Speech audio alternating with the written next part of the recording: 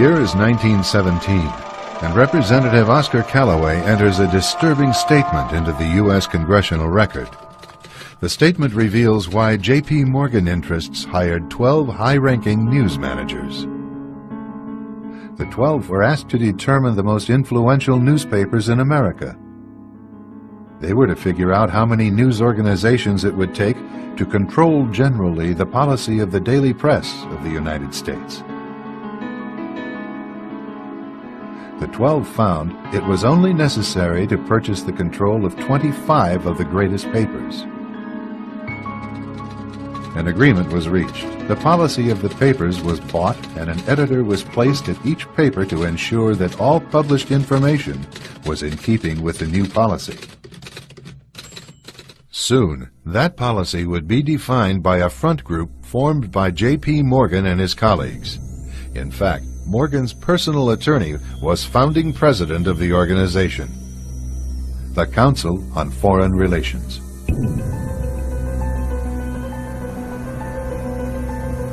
Today, the CFR maintains that its goal is to increase America's understanding of the world. However, the actual objective of this highly exclusive club is revealed by the rare admissions of the insiders themselves. In the early 60s, a Georgetown University professor collects information for a book favorable to the network of powerful men who founded the CFR. For 2 years, Professor Carroll Quigley is allowed to examine the confidential papers and secret records of this network. Quigley reveals that these men aim to create a world system of financial control in private hands, able to dominate the political system of each country and the economy of the world as a whole. In short, they seek total and quiet control of the entire world. And the CFR is their most visible conduit for carrying out that agenda. CFR members include America's wealthiest tycoons, as well as the highly placed elite in government, academic institutions, tax-exempt foundations, and the establishment media. Ruling Class Journalists, written by Richard Harwood, describes the CFR membership as the ruling establishment in the United States. The Washington Post article boasted that news reporters who are CFR members do not merely analyze and interpret foreign policy for the United States, they help make it. Who are these policymakers? Many of their faces are familiar. NBC's Tom Brokaw, CBS's Dan Rather, ABC's Barbara Walters, Jim Lehrer of PBS, William F. Buckley of National Review, media mogul Rupert Murdoch, owner of the giant multifaceted News Corporation.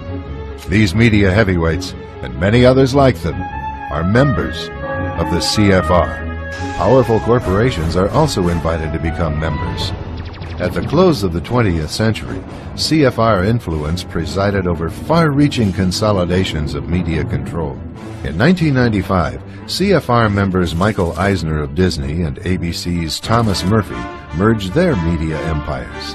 Soon after the merger, the Disney-ABC empire becomes a CFR corporate member. In the year 2000, the world's largest internet service provider, America Online, joins forces with Time Warner, one of the world's largest news organizations. The CEOs favoring the move are CNN's Thomas Johnson and Time Warner's Gerald Levin, both CFR members. Once again, another media giant is created under the shadow of CFR influence.